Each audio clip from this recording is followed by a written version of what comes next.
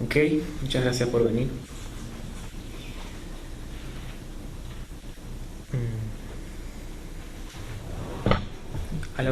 Al hablar de psicología holokinética, estamos introduciendo no una rama nueva de la psicología, sino un paradigma completamente nuevo en psicología. Es una cosa muy común que uno puede asumir cuando escucha psicología holokinética. ¿Por qué?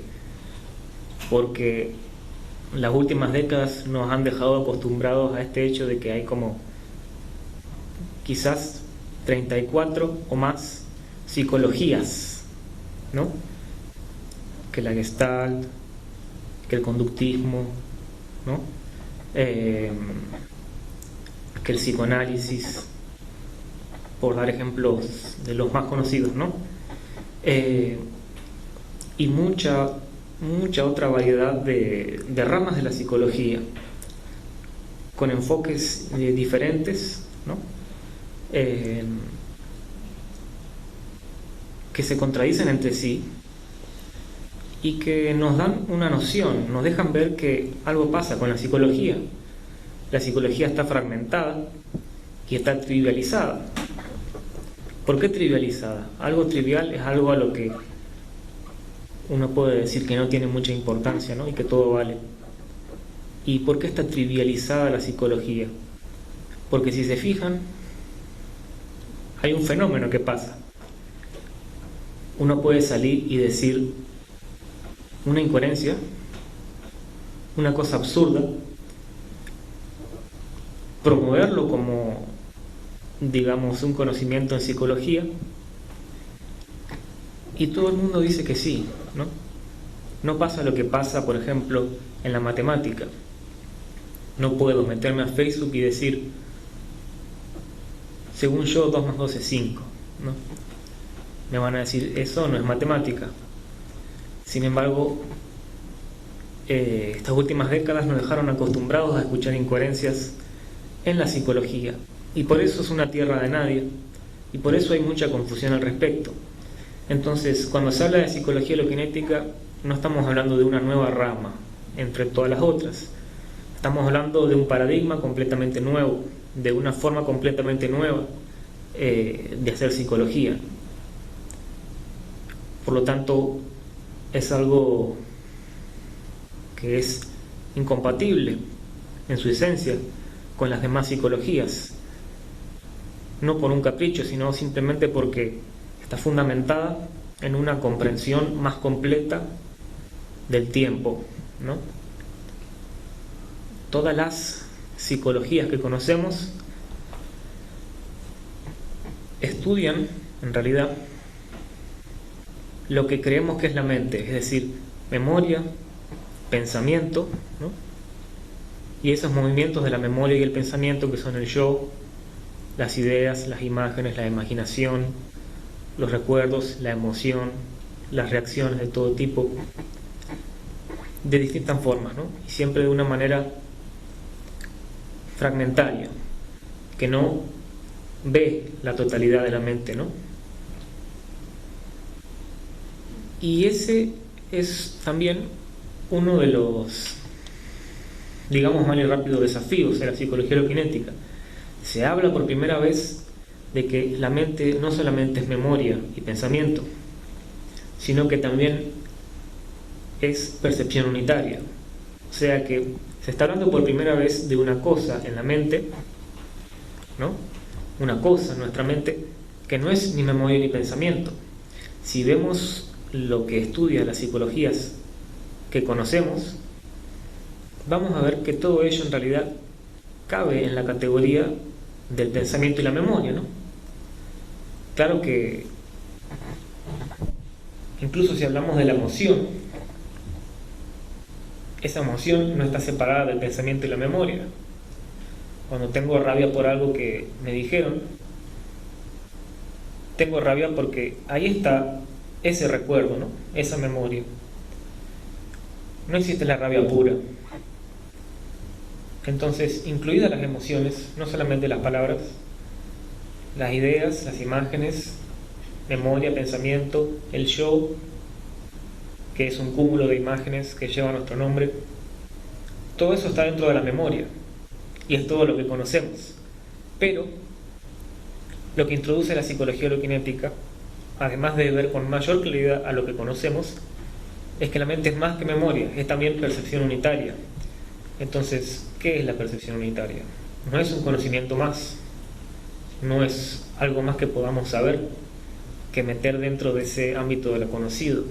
Es una función cerebral latente en el cerebro, es decir, algo que está ahí y que se puede reactivar.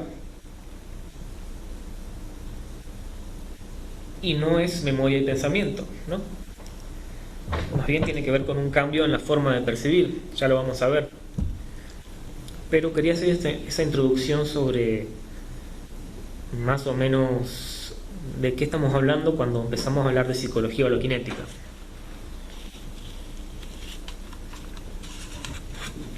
No es una moda, no es una nueva psicología, no es una nueva rama dentro de esas 34 psicologías fragmentadas que van desde las cosas más serias, como por ejemplo el serio intento de Sigmund Freud del psicoanálisis, hasta hoy en día las cosas más absurdas y fraudulentas, ¿no? Psicologías basadas en la imaginación y la fantasía. Ustedes imaginarán de qué cosas hablo, no hace falta que mencione ejemplos, ¿no? Pero es fácil darse cuenta de que hoy en día la imaginación y la fantasía invadieron un campo científico como es o como tiene que ser la psicología, ¿no? Entonces eso hace que mucha gente se canse de la psicología y la considere algo que tiene poco rigor o que tiene poco valor, ¿no? Esa es la trivialización de la psicología, de que hoy en día puedo venir y decir algo completamente imaginario, ¿no?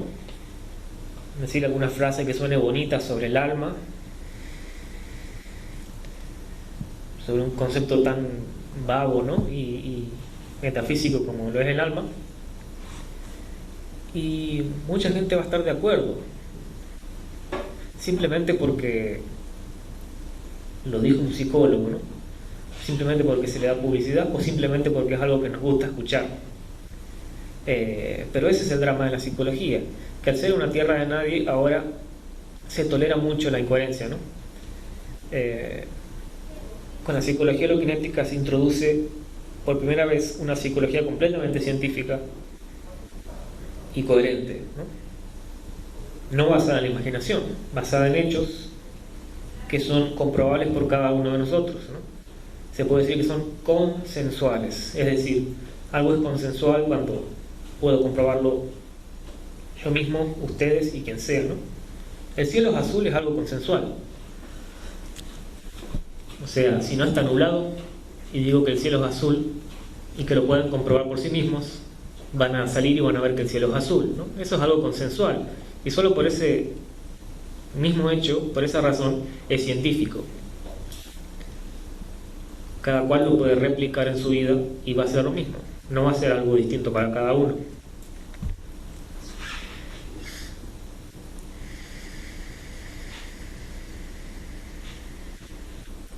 El objetivo del seminario no es que la persona que atiende el seminario salga de aquí sabiendo psicología holokinética, ni siquiera sabiendo claramente qué es la percepción unitaria, de qué estamos hablando con percepción unitaria.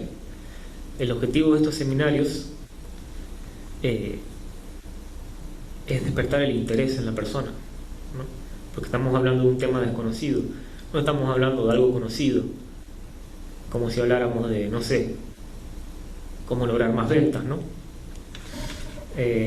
Sino que estamos hablando de algo desconocido en la mente humana, que no se puede traducir con unas pocas palabras.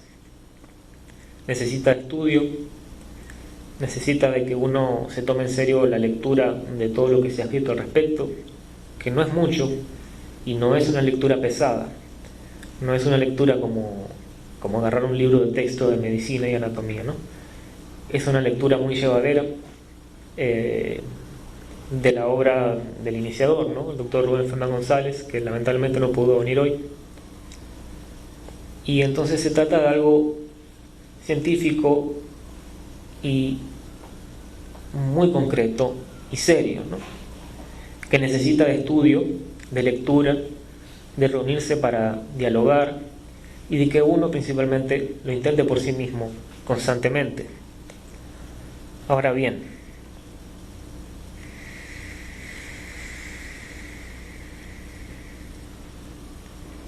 ¿qué es la percepción unitaria?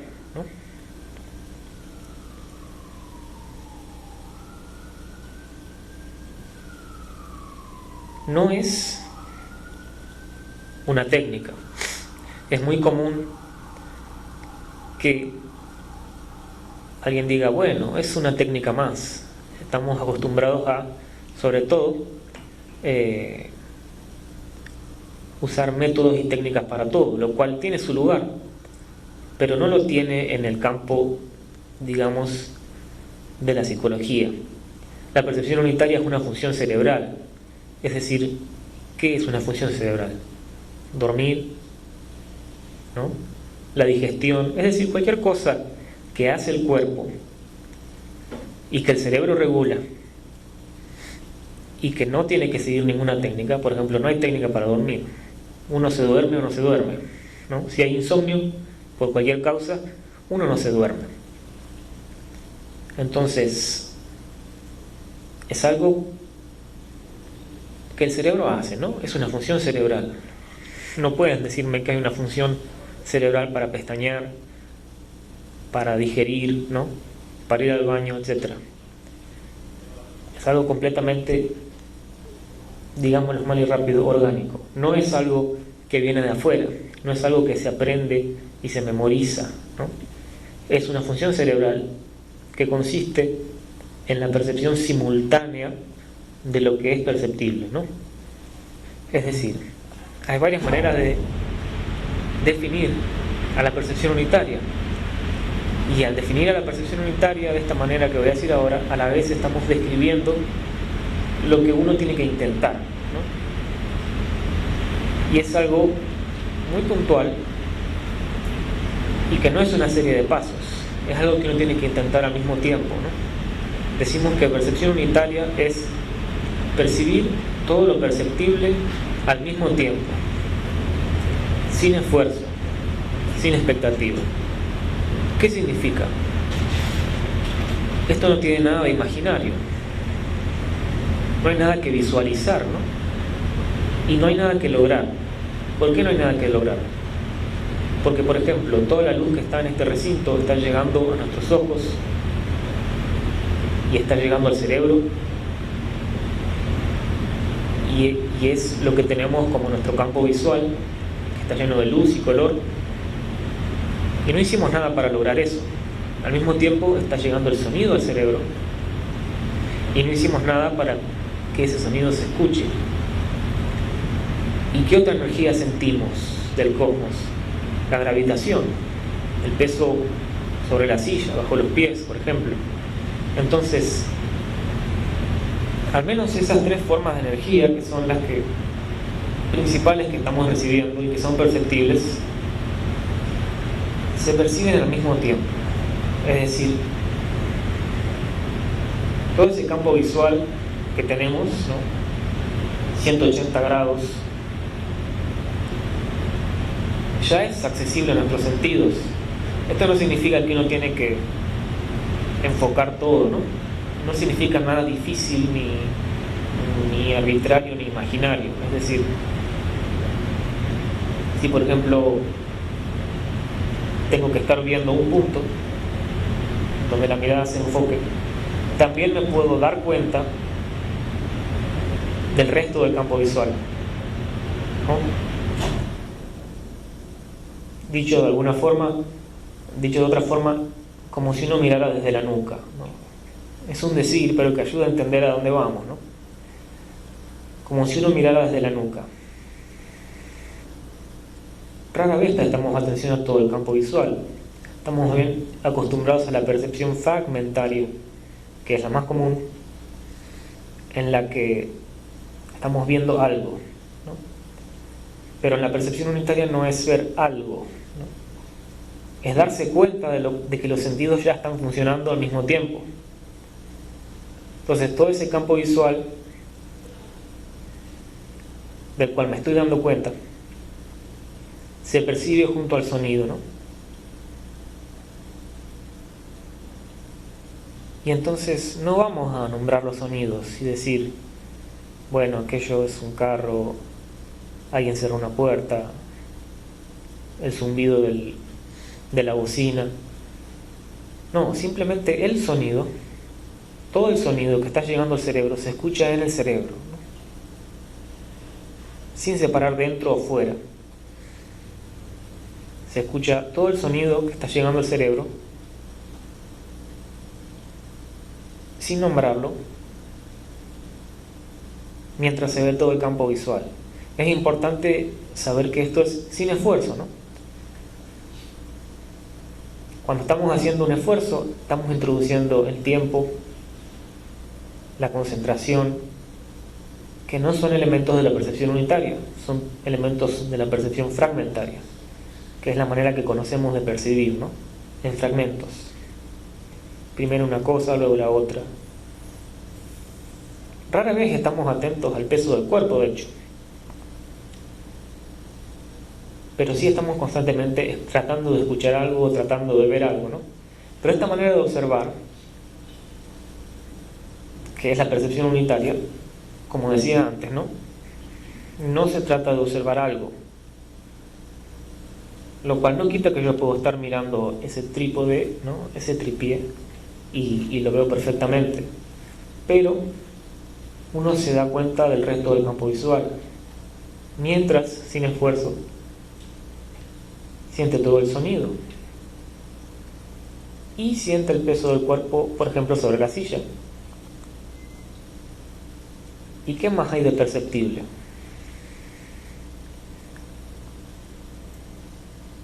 Muy pronto se van a dar cuenta que el pensamiento, ¿no? Ese monólogo interno, esas imágenes, recuerdos que están constantemente surgiendo a la conciencia, también son perceptibles, ¿no? Y muchas veces se dice que hay que poner la mente en blanco, controlar el pensamiento, lo cual son cosas en realidad absurdas. El pensamiento no se controla. El pensamiento tiene sus propias leyes y se mueve de manera cíclica y repetitiva. Y ahora vamos a ver con qué otras leyes también, ¿no? Entonces, hay que olvidar eso de que hay que poner la mente en blanco o controlar el pensamiento. El pensamiento no se controla. Pero, sin duda, es otra cosa cuando uno se da cuenta del pensamiento en percepción unitaria. Es decir, si mientras estoy dándome cuenta del peso del cuerpo y dándome cuenta al mismo tiempo del campo visual y del sonido que se escucha en el cerebro, y también surge un pensamiento, y ese pensamiento no se rechaza ni se reprime, simplemente se siente o se percibe como si fuera un sonido más, ¿no? Ese pensamiento, si aparece, se percibe como si fuera un sonido más. Y entonces, esa es una definición, digamos, psicológica de la percepción unitaria, que es la que nos describe lo que estamos intentando, ¿no? Y puede parecer una tontería al principio, puede parecer una tontería, porque en realidad se trata de algo simple, pero que no es fácil de comprender. Tiene muchas sutilezas, ¿no? Tiene muchas sutilezas que se analizan y se profundizan en la obra escrita y que son las que nos ayudan a no engañarnos a nosotros mismos, ¿no? Por ejemplo, nos engañamos si estamos pensando en la percepción unitaria. Eso es otro pensamiento. Entonces, pensar en la percepción unitaria, en la definición que acabo de decir, no es percepción unitaria, es más pensamiento.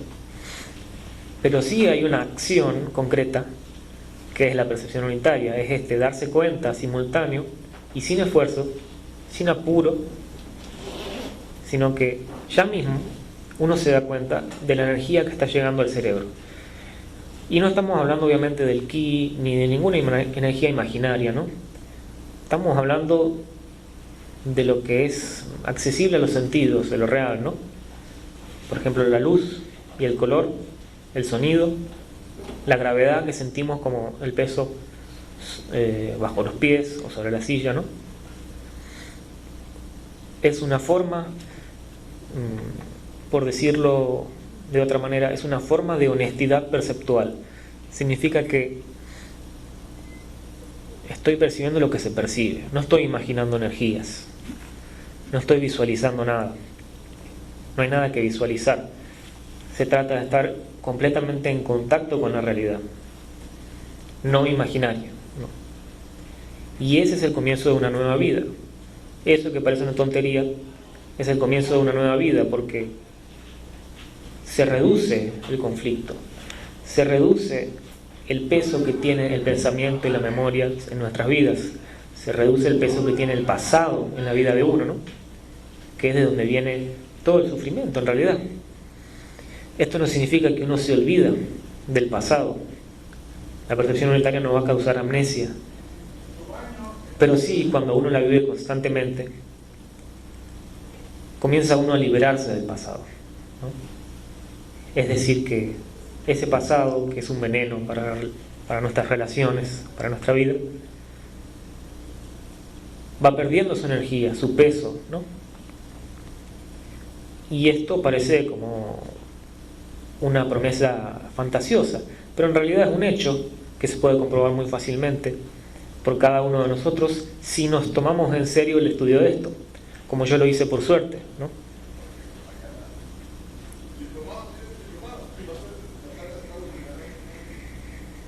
No sé si tengas algo que agregar, Guille.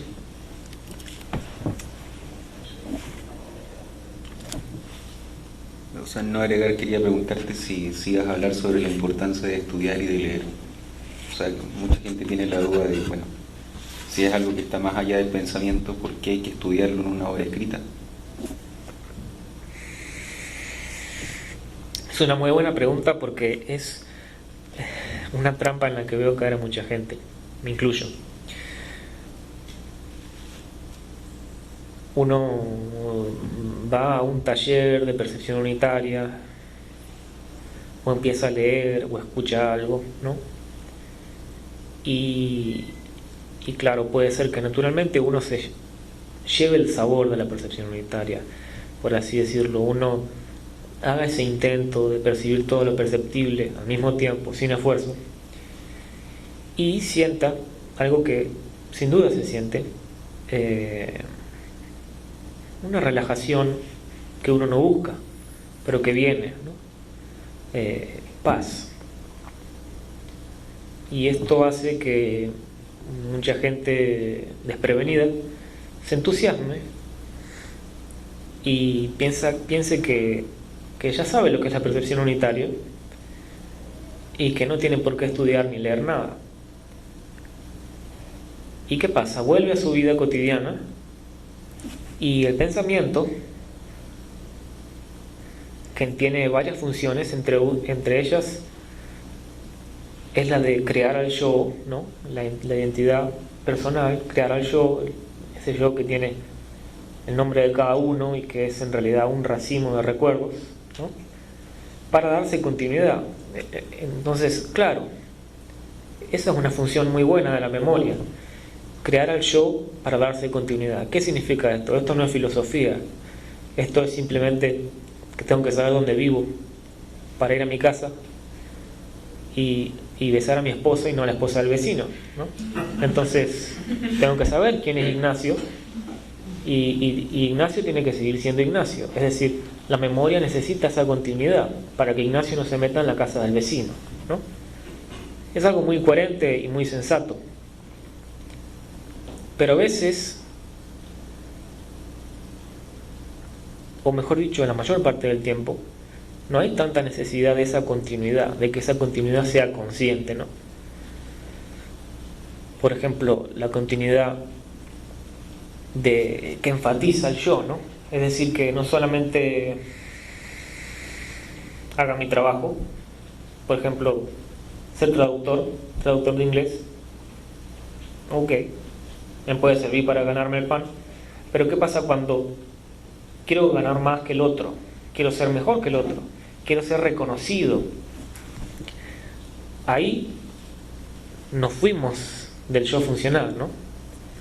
Ahí es donde se empieza a complicar la vida, cuando el yo se quiere volver relevante, ¿no? Quiere reelevarse a la conciencia, ya no solamente para tener una continuidad funcional, ¿no? Llegar a mi casa y besar a mi esposa, sino cuando quiero ser doblemente relevante, ¿no?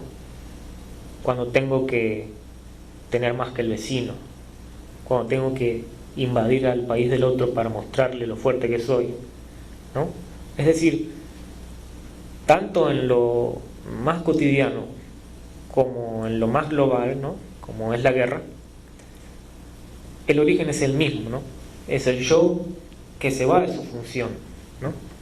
Es decir, el pensamiento puede ser funcional o no funcional. Y antes Ernesto nos leía una cita de Rubén, ¿no? De Rubén Feldman González, que compartió en Facebook, y decía que lo mejor que tiene el pensamiento funcional es que no es permanentemente necesario, ¿no? Entonces hay un gran alivio en cuando el pensamiento cesa transitoriamente. No cuando uno pone la mente en blanco o hace control mental o técnicas de meditación, que son productos del pensamiento. No. Y esos productos del pensamiento nos van a mantener en el pensamiento y van a hacer que se refuerce ese pensamiento, ¿no? En vez de aliviarnos. Entonces, ¿qué pasa? Sí, hay un alivio en la percepción unitaria, sobre todo porque uno puede no usar el pensamiento cuando no es funcional usarlo, ¿no? Puede cesar ese pensamiento que no sirve para nada, ¿no? Las obsesiones, la envidia, los celos, el miedo, la rabia, la tristeza. Y esa es la belleza que tiene. Entonces, no hay que olvidar que hay un problema con esa función del yo. El yo quiere darse continuidad y parece que por el hecho de que vivamos sin percepción unitaria, que es una función cerebral por razones que luego quizá Guille pueda explicarles, se ha perdido ese lugar del yo, ¿no? De que solamente sea el pensamiento funcional para darle continuidad a la memoria, ¿no? Entonces el yo quiere ser importante y obviamente resiste a la percepción unitaria, ¿no? Se resiste a la percepción unitaria. Hay una incomodidad, por así decirlo, del yo de cesar. Quizás uno cree que va a perder la memoria y que va a dejar de ser uno mismo, y en realidad no es así, ¿no? Entonces, ¿a qué voy? Estoy yendo a lo que decía Guille, ¿no? Un error muy común: creer que uno entendió la percepción unitaria y concluirlo, ¿no? Concluir la investigación, concluir el estudio ahí,